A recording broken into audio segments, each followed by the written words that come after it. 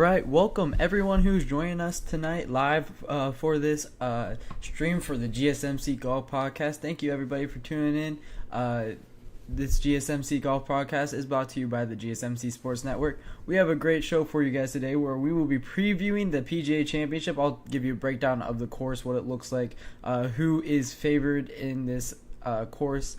Next, I will be discussing the final leaderboard from Thursday and who separated themselves from the pack. There was one golfer that absolutely dominated the rest of the field. We'll get into his round in that second segment. Then we will talk about whether or not Tiger Woods can really win at Valhalla. Anytime he tees up, we really have to have this discussion.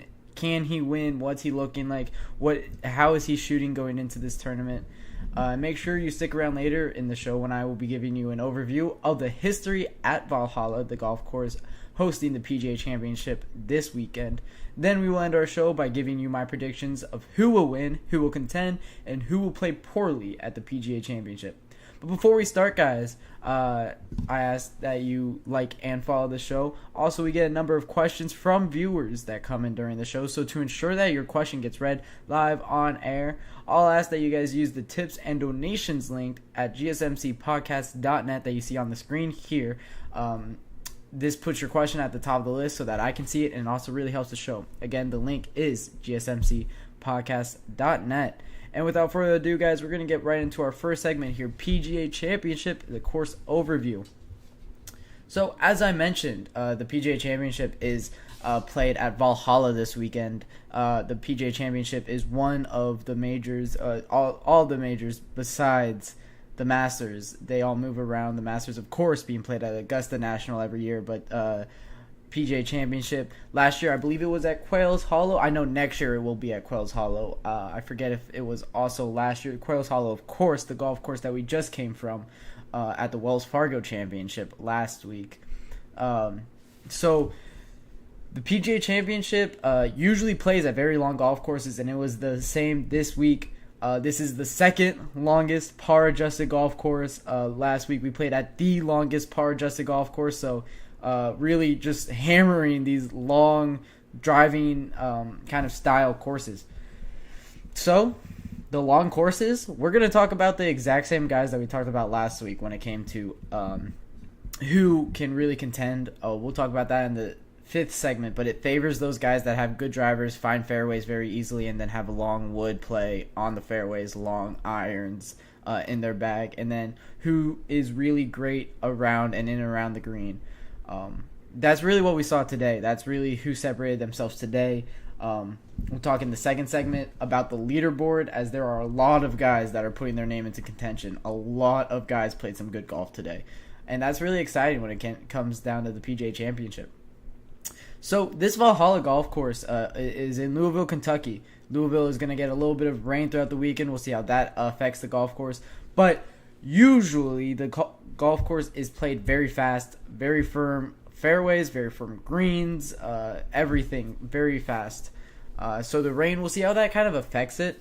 The grass on the fairways and the grass on the greens are both very firm grass. I forget the exact name of it. But yeah, so this golf course is designed by Jack Nicklaus, of course, one of the three greatest golfers of all time. Jack Nicklaus, Tiger Woods, Arnold Palmer, Gary Player, those guys are all in contention, but Jack Nicklaus and Tiger Woods have to be on that list, so they're probably 1 and 2.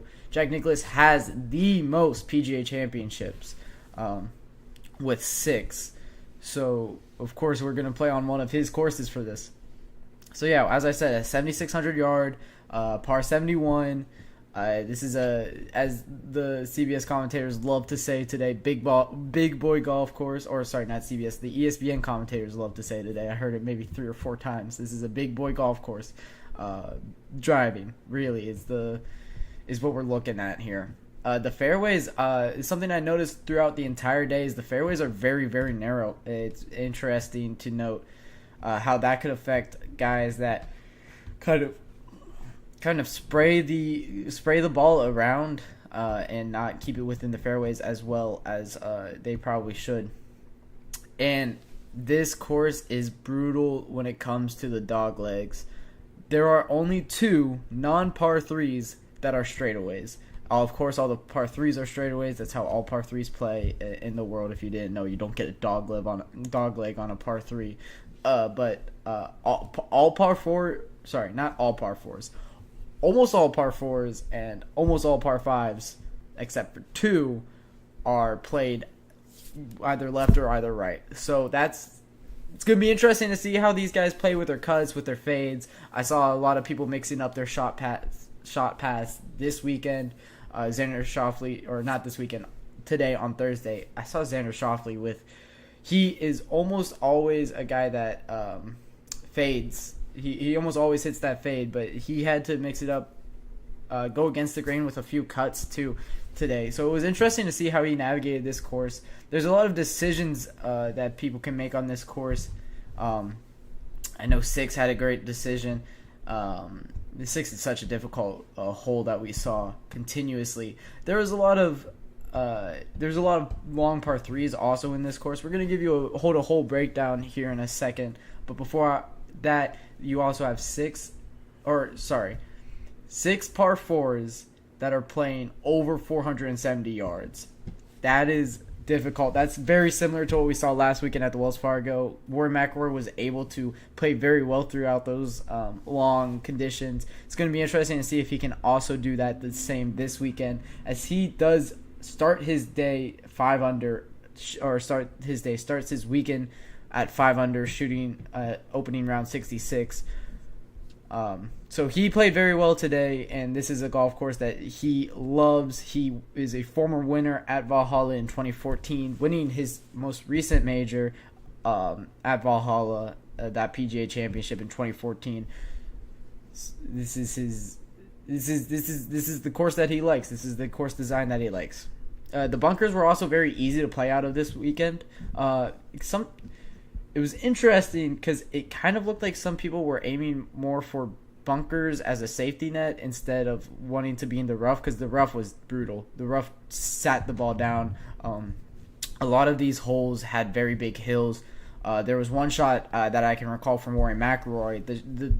The ball was at his darn near his knee when he takes the shot. This is the shot that, if you guys were watching, they kept on replaying because he hit the flagpole on the way down from the shot. So it didn't affect him too much, but the rough looked very difficult. It's a very hilly terrain. I know a lot of it's a tale of two courses really here. There's a lot of open and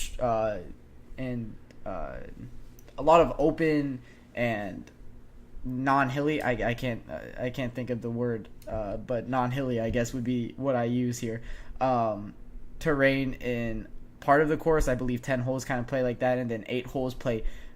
You got a lot of woods, and then you have a very hilly like terrain in these holes. So it's a tale of two courses here at Valhalla. It's a difficult course, and it's a beautiful design by Jack Nicklaus. Of course, he's one of the greatest course designers, as he designed the Memorial Tournament as well, which is just a beautiful tournament. But when you look at these hole stats, kind of going by each one of these holes, you have a lot of difficult holes kind of spread out throughout this one. You have open up with, first off, you only have 5 holes that play under par. That's difficult. You have 1 hole that played at par. Last year, not a single eagle was recorded. This year we already had, I believe we have had 2 eagles already. You had 1 from Brooks Koepka and 1 from Scotty Scheffler on the first hole, which was a hole out from the fair. Scotty, I watched that and just thought that this tournament was over, but we'll see. We'll see. He's one of the greatest golfers in the world. He is the greatest golfer in the world, and he's back for this event. So he eagles 1, which is one of the more difficult holes. It's a very long par 4, 487. Then you have an almost 500-yard par 4. You have a very long par 3 that plays 190 4. You have a short par 4, 352. This par 4 was interesting. Number 4. That's a hole that I want to highlight for the rest of this weekend.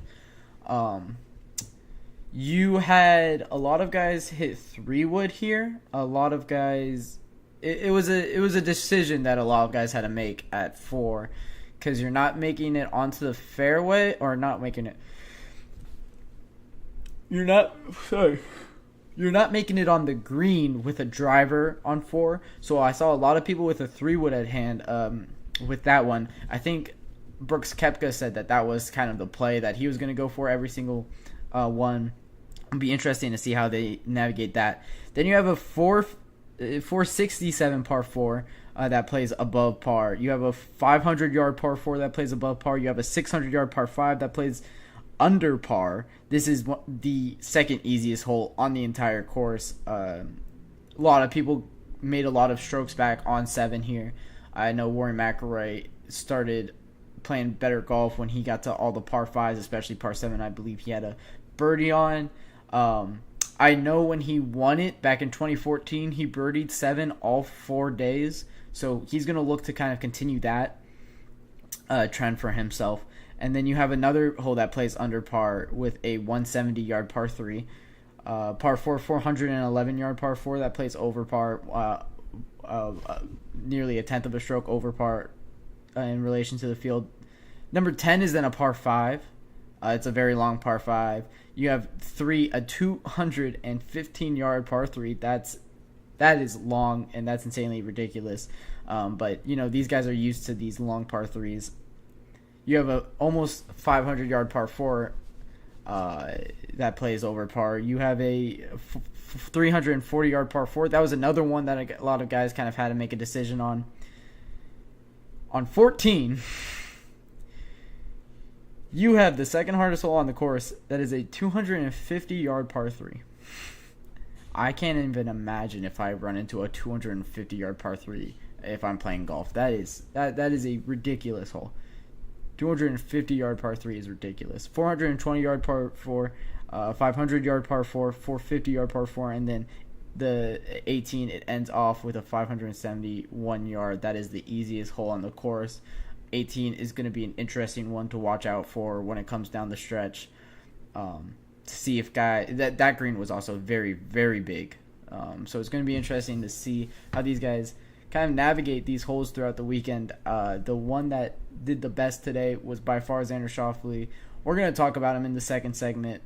But before that, I'm going to take a short break here.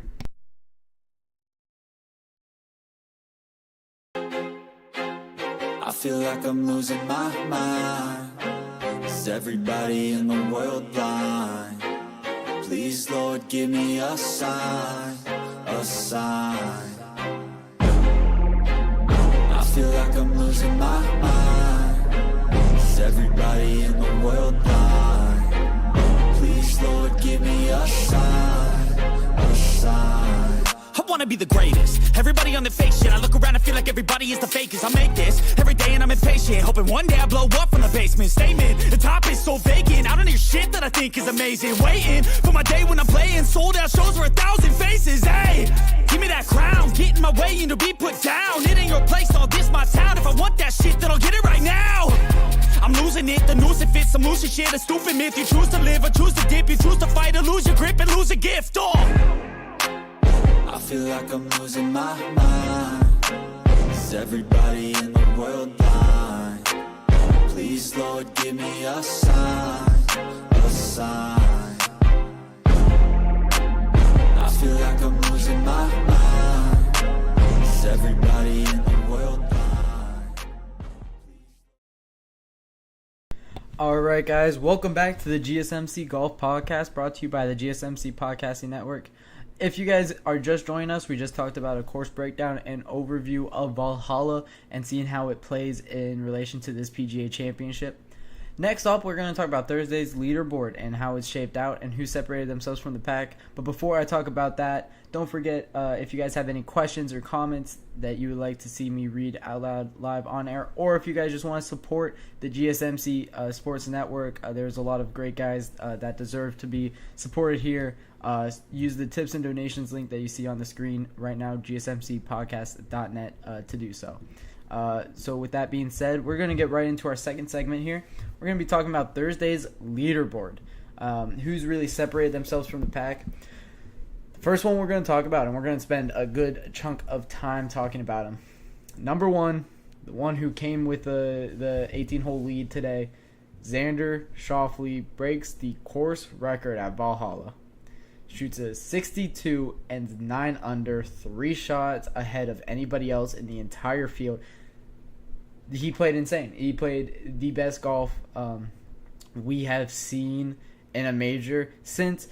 Funny, Xander Schauffele was the last one that shot a 62 in a major. It's only been done 4 times in the entire history of golf. We've been playing major golf for about 108 years or 109 years now.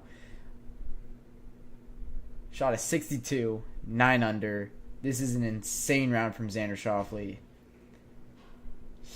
Everything was working today. He didn't miss fairways. He didn't miss greens. He didn't miss putts. He played out of his mind. I believe he was bogey free. Now I gotta look at his scorecard here to see. He was bogey free. He goes birdies number 2, birdies 4, birdies 5, birdies 7. He birdies 11, he birdies 13, he birdies 15, 16, and then 18. 9 birdies in 18 holes on the second longest par adjusted course. Xander Schauffele, he's playing the best golf he's ever played. He was amazing at the Wells Fargo Championship at Quails Hollow, which is a very, very similar course to this one. And he's just proving that was no fluke, that this is who he is. He is one of the best golfers in the world, and he absolutely is one of the best golfers in the world. And opening round 62. The problem with Xander Schauffele last week, and why he wasn't able to come away with the victory at Quails Hollow. First off, Rory McIlroy played out of his mind, but second off, he slowed down on Saturday and Sunday. He shot 70 and 72 on Saturday and Sunday. He needs to keep this up. Not the 62 pace. That's impossible, but he needs to get 62, probably 67, 68, 67, somewhere around that. He needs to continue at 9 under. The winner of this tournament isn't going to be too far from like 12, 13, 14 under. I have a history breakdown of the winners at Valhalla, and it's very, very similar to kind of that 12, 13, 14 under. This is a very difficult course, and it's played very difficult the entire history. But yeah, Xander Schauffele, man, what a round. He led the entire day from when I woke up to, the last guy to tee off or the last guy to sink a putt on 18. He was unbelievable today. He played with Justin Thomas and forget the third person in that pair, but all of them played well. Justin Thomas didn't do awfully today.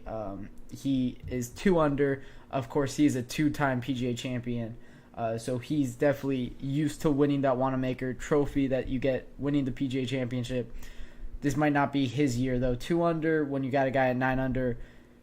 Any of these guys, nobody's out of it. Like, all the way down to, I would say, anybody from 1 over could win from here on out. Of course, I mean, there's some guys that are out of it. You have Jeff Kellen, who shot 16 over and 87 today. He's not winning. John Daly shot an 11 over 8. John Daly shot an 11 over, but it's still kind of impressive that guy is shooting 11 over. Michael Block shot a 5 over today. If you guys don't remember, he was kind of the most notable name last year. He kind of kept in contention the entire time, and he's of course one of the workers for the PGA. So it's it's been interesting to see how he's played this year. He started. I'm laughing. He started birdie. He started with a bogey on 1 and then a quadruple bogey on 2. So that's why I'm shocked. That's the last time I saw a scorecard was when he was 5 over after 2. He finished even for the rest of the round. So of course he's out of it. But great story from last year. So it's going to be interesting to see if he could kind of do a little bit better. You have Phil Mickelson, who also was 3 over. he's probably out of it. But yeah, anybody down to, I would say, 1 over. Maybe Dustin Johnson could be pushing it. He's shot at 2 over, but he's just not playing good golf as of right now.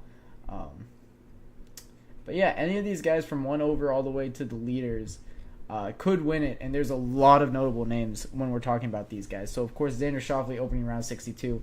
But then you have Tony Finau, 6 under. He's playing really good golf. He was one of my predictive winners before this, and then he shoots a 6 under. I like him a lot in this tournament. Sahith Theegala, who's playing really good golf. I think he's 6th in the FedEx Cup standing so far this year at a 6 under. Mark Hubbard, 6 under. Rory McIlroy, there he is, 5 under. The winner of the last 2 golf tournaments he started. Robert McIntyre, the Scottish golfer, he's 5 under. Tom Hoge is 5 under. Tom Kim is 5 under. Thomas Dietrich, Colin Morikawa, and Maverick McNeely round out the top 5 for 5 under. And then you have a lot of big names beyond that. You have Brooks Koepka at 4 under. You have Scotty Scheffler. There he is, 4 under. He's going to be teeing off at 7:48 a.m. Central Time tomorrow, so 8:48 Eastern Standard Time tomorrow. It's going to be interesting to see how he does. Of course, he started his round off with an eagle. He goes 2 under for the rest of the 17 holes. He didn't have his best day, but let me tell you, he's still 4 under. He's 5 back of the lead. He's going to be in contention when it comes to Sunday. He's going to be a name to look out for. You have Cameron Smith, who had one of the best rounds of golf that he's had in a very long time at 3 under. Victor Hovland, one of the best rounds of golf we've seen from him this entire year, 3 under. Of course, he was the runner-up last year at this event. Max Homa, 3 under. Kurt Kitayama, Bryson DeChambeau, all at 3 under. You have in the pack of 2 unders, most notably maybe Justin Thomas and Jordan Spieth are both at 2 unders. I have a theory about these two, Justin Thomas and Jordan Spieth. I think they pick a number and they decide, all right, we're going to shoot this to get to the weekend so that we're paired up in through the weekend. Because I swear to God, these 2 players are constantly next to each other in the leaderboard. Every single time I see them playing golf, they're right next to each other. Last week at the Wells Fargo, they were right next to each other. They just pick a number. All right, we're going to go 2 under on this day, go 3 under the next day. We're both going to be 5 under going into the weekend, and then we'll be paired up together. These guys, if you don't know, Justin Thomas, Jordan Spieth are great friends outside of golf, so they love playing together. I swear that they just pick a number and they shoot for it. The amount of times that I see them right next to each other on the leaderboard is crazy. But other great names or other notable names at 2 under, Matt Fitzpatrick, he's there. Cameron Young, he's at 2 under. Patrick Reed's at 2 under. And then you have to round out the rest of the list for probably the most notable guys. John Rahm is 1 under. Patrick Cantlay is 1 under. Seb Straka finished even.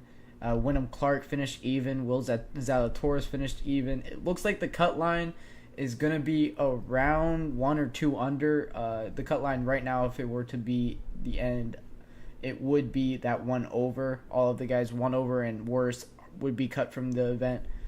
So I think it's going to be around 1 under or 2 under. You have Jason Day also. He was even after a great week at Quails Hollow. And then 1 over, the most notable name is going to be Tiger Woods.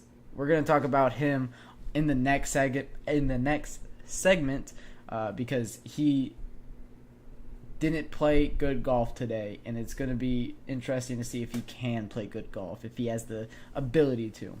But yeah, that's what the leaderboard's looking like right now. The guys that I really expect to make a charge, of course, I'm going to go for Victor Hovland. He loves difficult courses. Scotty Scheffler, 4 under. He loves difficult courses, and he's just the best golfer in the world. And then Rory McIlroy at 5 under is the one that I'm looking at the most. This is kind of where he was at last week. This is very reminiscent of that tournament. It's very reminiscent course for that tournament. So it was a great day of golf. A lot of guys played very well. Xander Schauffele breaking the course record at Valhalla is unbelievable. So yeah, it's set up a very exciting and very notable event going forward here. This PGA Championship has a lot of great storylines, a lot of great things that history is kind of writing on for it. So I can't wait to get into the weekend and see who can really start to see the 3 or 4 guys that we're going to be seeing down the stretch. Because Valhalla, here's a little look into the history. So many of these tournaments end in a playoff at Valhalla. I don't know what. Something's in the water there. But, yeah, it looks like it's going to shape out to be a very exciting event, and I can't wait to see how it plays out. But with that being said, we're going to wrap up our second segment here, and when I get back from my break, we're going to be talking about Tiger Woods and if I really believe that if he can win another PGA Championship, this would be his 5th. Looking for your daily fix of sports talk without having to pay for it? GSMC Sports Network is available on YouTube.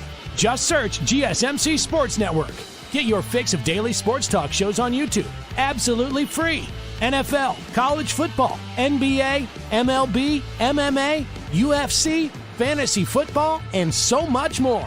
GSMC Sports Network has shows running all day long, with new sports shows starting every 2 hours. Just like on your favorite cable sports channel, except GSMC Sports Network is absolutely free. Just search GSMC Sports Network on YouTube to catch one of your new favorite shows, like the GSMC College Football Podcast, Chip Shot Football Podcast, Hoops and Heels Women's Sports Podcast, GSMC Basketball Podcast, and so many more. Check it out for yourself. GSMC Sports Network, now available on YouTube absolutely free.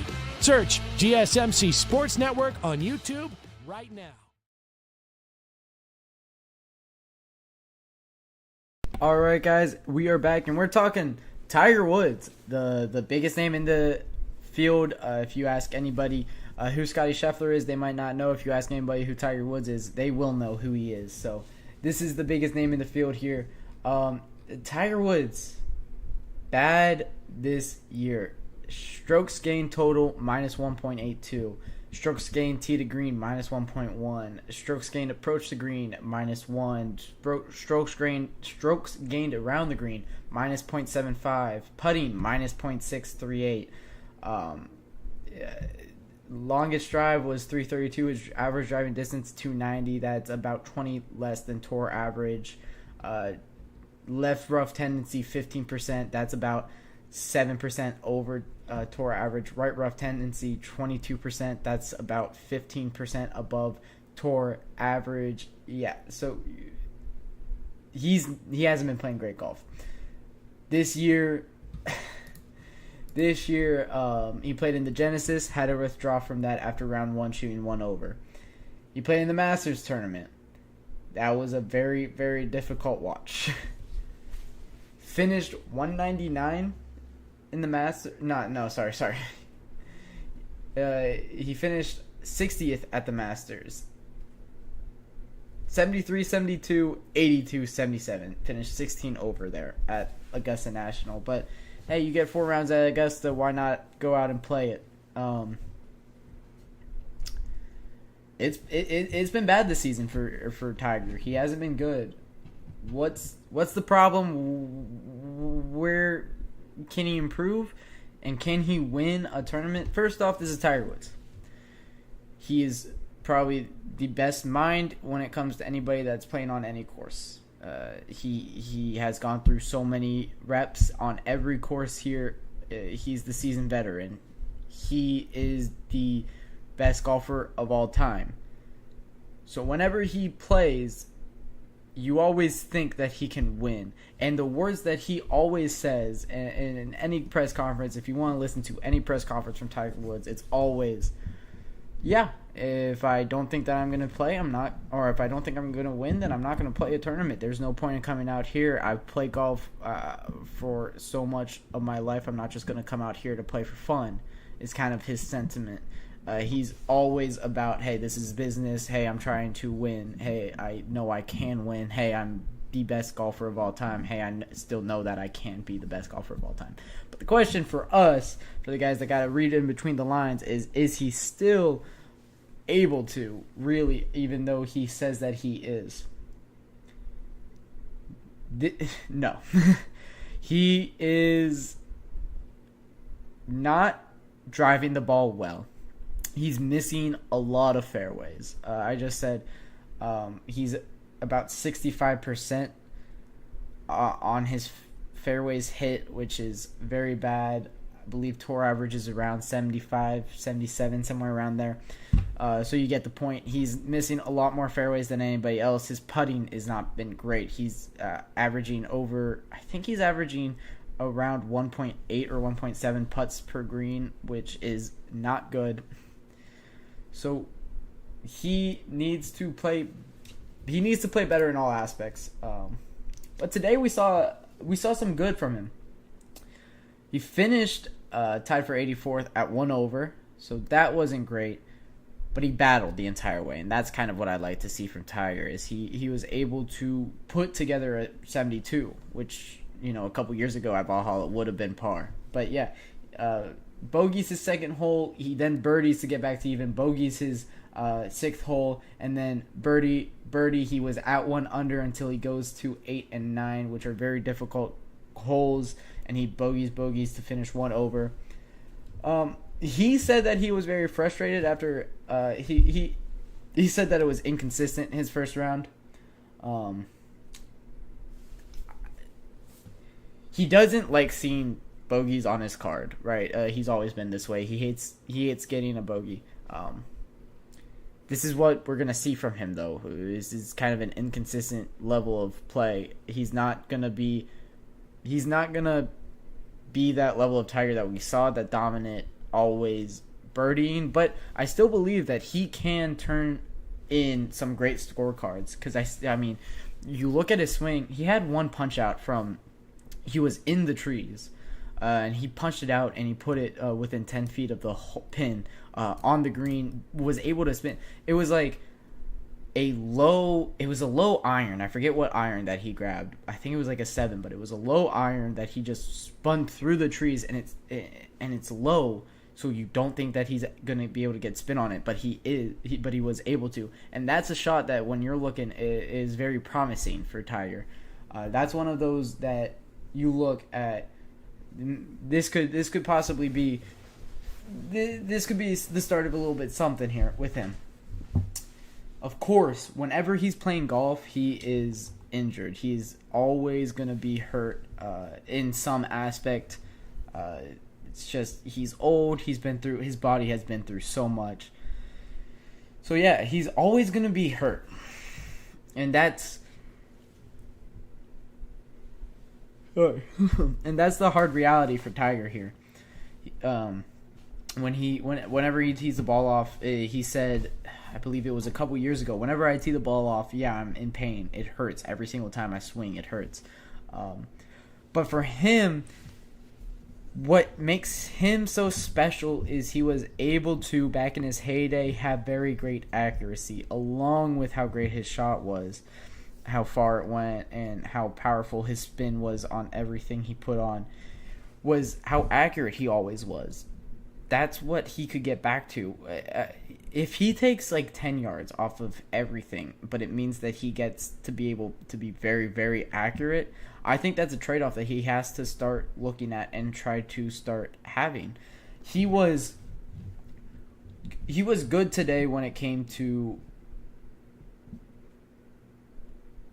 he was good when he was able to hit a fairway today.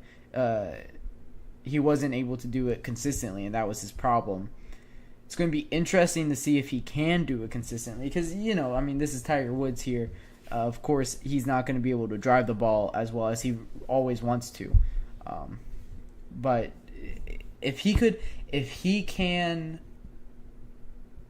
play good from the rough and be a lot more accurate coming out of the rough, I think that he will have a chance to be able to put together some great scorecards here. Of course, you want to have him. This could be like a legacy week for him. I like the 2019 Masters, and we saw him. The reason why we still have faith in Tiger Woods for, you don't really believe that he can win. But the reason why you think, like, a little bit in the back of the mind, like, hey, maybe he might be able to, is because of his turnout that he had at the 2019 Masters, and that was only 5 years ago. He was able to win that 5 years ago. it's possible for he's shown that he can win a golf tournament. He can put together 4 good rounds of golf. And I think he is within the list of people that aren't out of this yet. I mean, he could if he goes 3 under, he makes the cut here tomorrow. That's doable for Tiger. First off, he's going to look back at this round and really believe that if I didn't bogey 9, I'm putting in a even par and I'm in the top 65 and I'm 9 strokes back of the lead, but hey, I have 3 more days and I could chip down at that, and Xander Schauffele isn't going to be able to go 62, 62, 62, 62, right? So he knows that in himself that he could turn in some good cards. This guy plays golf for a living. He always does. So, he's going out and he knows what he's able to do, and he knows he's able to play well. And there's always stories during his practice rounds that he's playing really well, and he's shooting the ball really well, and he's placing it where he wants it. So he's going to need to continue to do that. It's going to be interesting to see. Of course, this is Tiger Woods here. This is the greatest golfer of all time. So we always have to have this conversation of, hey, can he win this? For him, this one, it doesn't look like he can. I think this golf course doesn't help him out very much. This is too long of a course. This course is made for Rory McIlroy, or this course is made for Xander Schauffele with the amazing iron play that Xander has, or Scottie Scheffler with the amazing all aspects of his game. I don't think it's made for a guy like Tiger, who is more accurate than he is strong at this point in his golf career. So for Tiger, it's a little bit disappointing for him, of course, but this isn't the one that he needs to be looking at. He needs to be looking at like one of those U.S. Opens, the ones that I don't know what course the U.S. Open is at this year. I haven't been able to take a look that far ahead, but that is always more of a scenic course that has difficult hazards in it, and I think that course would favor Tiger over this is the second longest golf course on the tour here, par adjusted. So it's too much of a mountain for Tiger here. I don't believe he will win it this time, but I think that he has juice in the tank. I think I would be shocked if he doesn't get another win on tour for the rest of his career with how he with the level of play that he always holds himself to.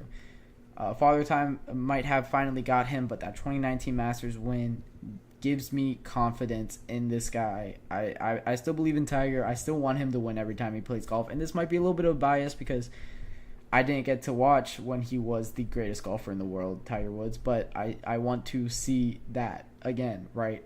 So I hope that he can. I think that he can. Will he? He won't win this one, but will he win one in the future? I hope, but I don't know if he really can. But whenever he tees off in any golf course, we have to take. It's worth taking a little bit talking about him because the biggest name in golf of all time, of course, is Tiger Woods. So that'll wrap it up for our third segment. When I get back, we will be talking about the history of Valhalla and what this course has looked like, historically.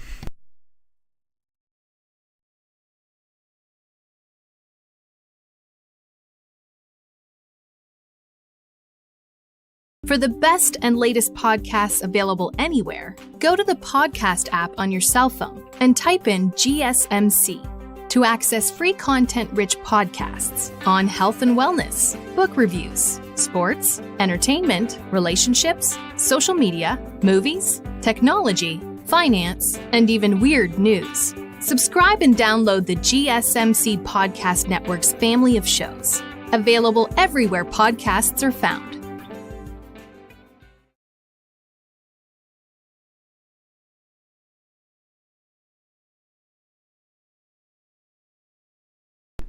All right, guys, we are back for our fourth and penultimate segment of tonight on this GSMC Golf Podcast here, where we'll be talking about the history of Valhalla.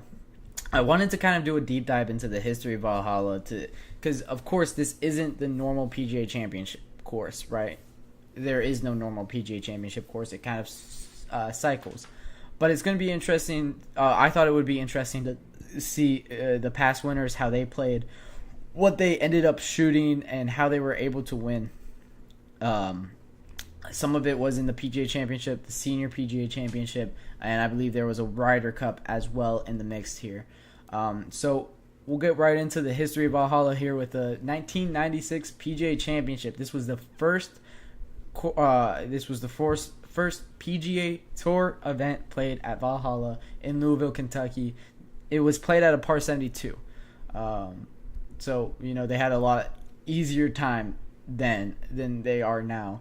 Mark Brooks was able to beat Kenny Perry in a playoff with a winning score of 11 under. That was the first look of it. 11 under. They realized, hey, this is a good course for this tournament. They love difficult courses for the PGA Championship. This is one of the more difficult courses. Of course, Jack Nicklaus designing a course. It's always going to be very difficult. He knows what it takes to win, and he knows what it takes for him to not play well. And he always designed those courses with that in mind for him. And then in the 2000 PGA Championship, maybe the most historic golf moment was seen here. It was in a playoff where Tiger Woods, with his third leg of 4 in his Tiger Slam, beats Bob May. He walked it in, pointing it in. This was such an amazing moment. A lot of people know exactly what I'm talking about with the walking it in and then pointing like that. He finished 18 under to win it in a playoff. So yeah, this was the third leg of his Tiger Slam. Of course, Tiger Slam, he won the U.S. Open, the Open Championship, the PGA Championship, and then he won the 2001 Masters. So he held all 4 major trophies at one time. Only person to ever do that. That's why it's called the Tiger Slam. Somebody else in the ring is trying to do that this week. Scotty Scheffler is trying to continue his march towards 4 major championship. He currently holds the Master green jacket. He is definitely capable of doing it as well. 2004 was the next time we saw Valhalla used. It was in the Senior PGA Championship. Hale Irwin was the one that won this, 8 under. It was the Senior PGA Championship, so I'm not going to talk about that too much. Not too documented on that event. And then in 2008, it was the Ryder Cup. Of course, Ryder Cup, one of the most fun environments in all of golf. Everybody loves watching the Ryder Cup. It's just so much fun. The U.S. versus Europe in match play. Going into this, Europe won 3 times in a row. Of course, this is kind of the Jose Maria kind of looking Europe. He was one of the greatest golfers in the world at this time, but Jim Furyk was who was able to lock up this event with a star-studded USA team in this 2008 Ryder Cup. I believe Phil Mickelson and Tiger Woods were both on this team as well. So yeah, it was an absolute historic Ryder Cup that was played at Valhalla. It proved to be a very difficult one, but USA won by about 5 matches is what they won by. So yeah, that was the 2008 Ryder Cup at Valhalla. 2011 Senior PGA Championship, Tom Watson won this one, 10 under, won in a playoff.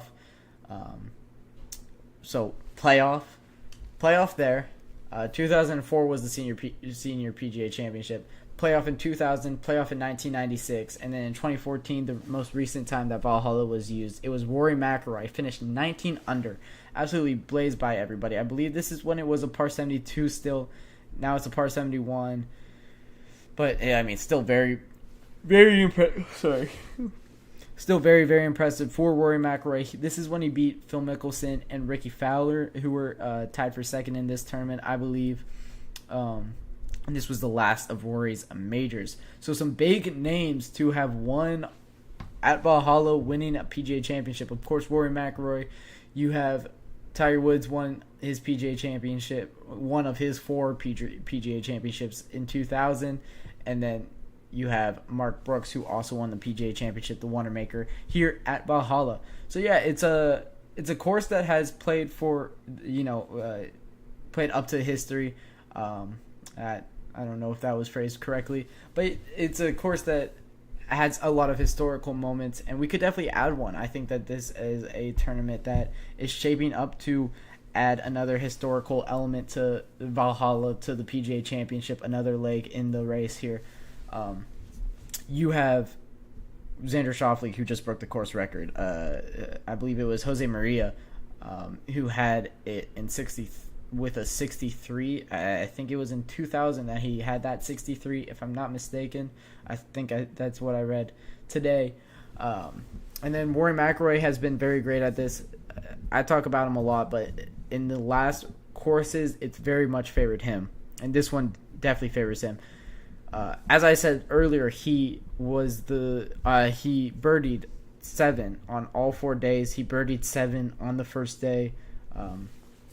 So when you have a very long golf course, he is the greatest. He is the best at driving the ball. He's the best at just sending it down the fairway.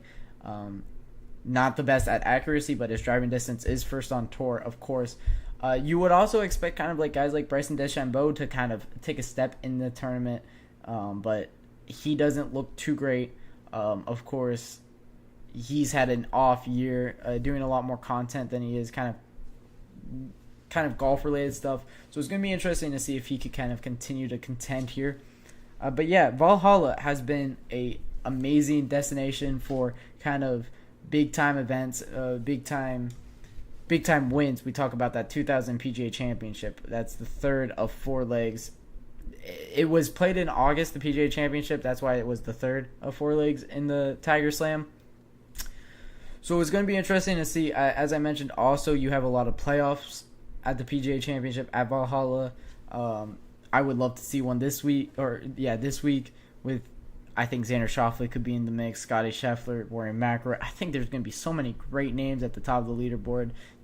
That's kind of what a golf course like this does. Turns out a lot of great names. A lot of people are playing very good golf.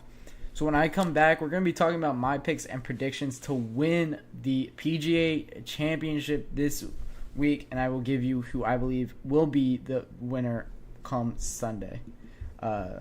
Stick around for that.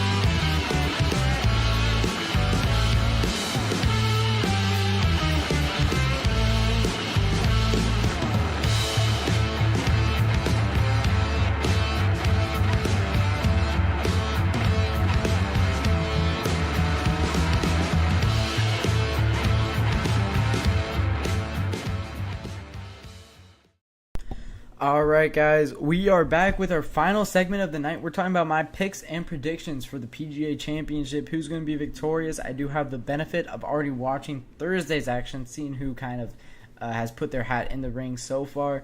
Of course, the first person that we have to talk about is Scotty Scheffler. That's my first person right here. He might not have shot a 62 on the opening day, but I still think that he is deserving of that talk until he proves that he won't win a tournament. 4 of his last 5, he got a second. The one that he didn't win, he's got to be the one that we talk about first. He's amazing at difficult golf courses, winning Augusta twice in a row, or not twice in a row, but 2 times now, 2 of the last 3 times. Scotty Scheffler has to be the one that we name first. Right now, he's plus 400 to win. Has the second best odds behind Xander Schauffele. But yeah, I think Scotty Scheffler will be. You have to pick him until he proves otherwise. He is the best golfer in the world right now. He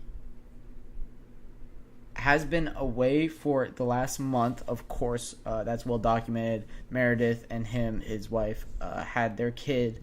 But they had their kid.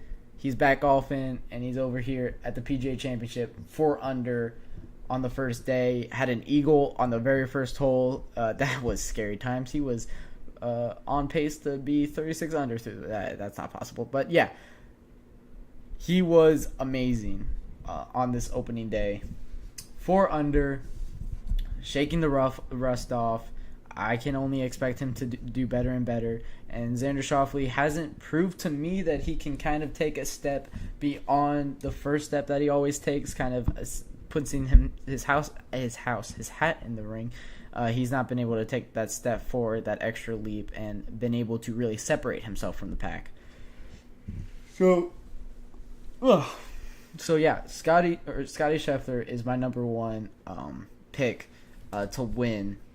Then some names that I want to talk about who I definitely expect to be in contention when it comes down to Sunday. Of course, Xander Schauffele, he could probably go even for the rest of this tournament and still be in contention on Sunday. That's how amazing this opening round was. 9 under, 62 opening round. What a start for him. That was incredibly impressive. Xander Schauffele, 9 under. Now he is plus 275 to win. Takes over Scotty Scheffler's odds. He played amazing.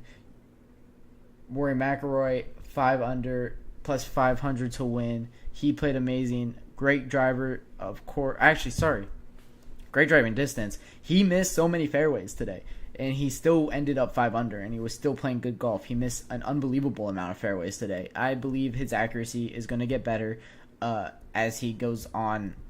A lot of talk with Rory McIlroy this week leading up to this event. Of course, him divorcing his wife is the talk of the whole tournament right now. So we're looking at Rory McIlroy, expecting him to play better as this one progresses.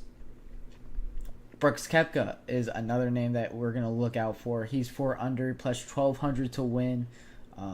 He is the reigning PGA Championship or champion. He has the Wanamaker right now. So until he doesn't have it, you gotta throw his hat there. And then I had Tony Finau as one of my other guys that I expect to contend for the win. Those are my 5 guys I expect to contend to win: Scotty Scheffler, Rory McIlroy, Xander Schauffele, Brooks Koepka, and Tony Finau. Tony Finau shot a 6 under. He's plus 2,500 right now to win. Him and Sahith Theegala kind of had a very similar round, both shooting 6 under. So it's going to be interesting to see how they do. Some guys that I expect to be in contention but maybe not be able to win this one. I have Max Homa. He finished 3 under today. Victor Hovland, he finished 3 under today. Plus 5,000. I believe that this is the tournament that he turns his season around, and I believe he plays a lot better. Down the board a little bit, Maverick McNeely. I've loved this guy's game since last year, since he was an amateur, and I think that it's only gotten better. He finally puts together a great opening round, 5 under now, and he's going to be able to put himself in contention, which I think is going to be very interesting to see. I also have Hideki Matsuyama. If he's healthy, is the asterisk for him. Hideki Matsuyama finished 1 under today, plus 15,000 to win now for this guy. He looked not healthy, so that's why I have that little asterisk.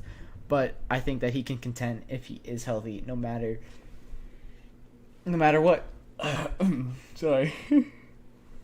And then a little bit more down the board, I think Jason Day can turn it around. Byung Hanan, both of those guys are even right now. I think that they can turn it around definitely and be in contention. And some guys that maybe are long shots right now that you can kind of look at. Ricky Fowler, he's won over. He has a great history at Valhalla. I think he could turn it around. He's not playing great golf as of late, but he always turns up for majors, and I think he'll be able to turn up for this one. And Dustin Johnson, I think, are 2 names that I think I would look at for maybe top 20 picks for right now. But these guys are playing really good golf, and when it comes to the top, these guys are, of course, playing great golf. You have Scotty Scheffler, Rory McIlroy, Xander Schauffele, all 3 of these guys have been unbelievable as of late. We talked about the Wells Fargo Championship, and I kind of use that as a baseline for the PGA Championship when I was kind of making my picks. That's why you saw Xander Schauffele, Rory McIlroy, and Jason Day and Byung-Hun An. All four of those guys, I believe, had great weeks at the Wells Fargo Championship, and I think that course plays very similarly to this one. Maybe it doesn't have the same effects when it goes left and right, and it doesn't have the water that the PGA Championship has at Valhalla. But I still think that when you're looking at these guys, their driver is the biggest aspect of their game right now. Maybe not Xander Schauffele, but Xander Schauffele's irons are making up for it. So, I mean, I think he was 15 of 18 on greens hit today, which is absolutely ridiculous, Xander Schauffele. It'll be interesting to see if he can keep that up, especially knowing that he is he is a top 5 iron player in the entire game. So if there's anybody to keep that up, it'll be Xander Schauffele. But we got to talk about Scottie Scheffler here. Of course, winning the Masters. He is the greatest golfer in the world right now. Today, he kind of showed why he is always in contention. He doesn't mess up ever. And it's ridiculous. Today, he opens it with a 2-under eagle. That's ridiculous. And then he has a birdie on 4 to go 3 under. He does bogey 5, which is one of the more difficult holes. Birdie 7, which is that's a key indicator. We're gonna look at 7 a lot as an indicator for this entire weekend to see who's winning and how they're doing is gonna be based off of 7 really. And then 13 and 15, he also birdies. He bogeys 14 in between to finish 4 under on the day. So only 2 blemishes on the card. He has a hole out on 1 to kind of make up for those blemishes on the card. And, a 4 under, shoots a 67 opening round after not playing golf in a month. It's ridiculous. This guy is a pretty good golfer, I would say. Another name that I haven't really talked about that played very well today was Collin Morikawa. He starts his day off 2 over, and then he birdies 7 holes down the stretch to finish 5 under on the day. That's just really good golf. Of course, I talk about 7. He was able to birdie 7. A lot of these birdies on 7, we're looking at them taking the left option on this hole. So for those of you that don't know, on 7, you have the main fairway on the right side, but about a 290-yard drive will get you to the middle of the fairway. There's a little bit of a island fairway on the left side, and about a 290-yard drive will get you there. So what a lot of people are doing is 290 to that island, and then from there you could kind of you have an interesting choice here. Is you could go for the green in 2. That's looking like it'll be about 250, 260, 270, so that'll be a 3-wood. Very hard for these guys to hit from that island. But you could lay up about 200 yards to 100 out from the green if you're going for that layup option. That's what you see Collin Morikawa do on his 7. I'm actually interested because wasn't able to watch Rory on 7. I'm interested to see how he played that one. He went to the island, and then it looks like he went for the green. He was unable to get the green, and he does, but he puts it within 43 yards of the green, and it's just a chip and up and down for him. So yeah, 7's going to be an interesting one to look out for. It's one of the more picturesque holes on this course, and a lot of guys played it a lot differently, a lot of different styles. I'm going to look at Scottie Scheffler and how he played 7. I think it's going to be a very good indication. This guy went left, he went for the green, and then he got it on the green in 2. Scottie Scheffler. Of course he gets it on the green in 2. I'm surprised he does an eagle on that one. He's fantastic at golfing, and I'm actually going to pull up 7 on the graphic here for you guys. That is the second easiest hole on the course that's playing under par. So yeah. that's a big indication, and you see it here on this hole, on the leaderboard. The guys that birdied 7 were able to put together a great round, but the guys that weren't able to birdie 7, I believe Tiger Woods wasn't able to birdie 7, if I'm not mistaken. No, he does birdie 7. Sorry, he does go for that island. All of them are going for the island here instead of the actual fairway. But yeah, a lot of the guys that are playing bad on the longer holes, and then that's a good indicator. It's not a good indicator. That's a good hole for the guys that are trying to get one back. Try to get one back on Xander Schauffele, on the guys in the lead. You can go for that island and then go for kind of the green in 2 and get an eagle putt out of it. And we saw that from a few guys top of the leaderboard. I think that's the play, and it's going to be a big part of the strategy. There's a couple of holes that have a different bit of strategy to it. So I'm very interested in how this PGA Championship is going to play out. I think it's going to be a very fun end to the weekend. I think that this could come down to 1 or 2 strokes. We've seen it recently, how it comes down to a playoff a lot of the time. So I'm excited to see how it plays out. I'm, of course, excited for the PGA Championship to see who wins and see the storyline beyond that. And then we'll give you guys a full-on breakdown of that when we come back on Tuesday for the GSMC Golf Podcast by the GSMC Sports Network.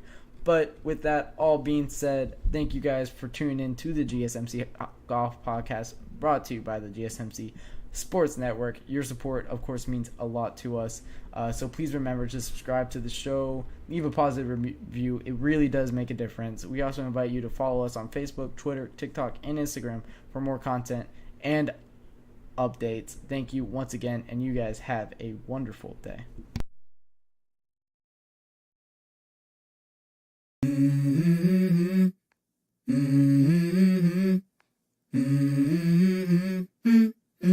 Let's go. I wake up to a little bit of drool on my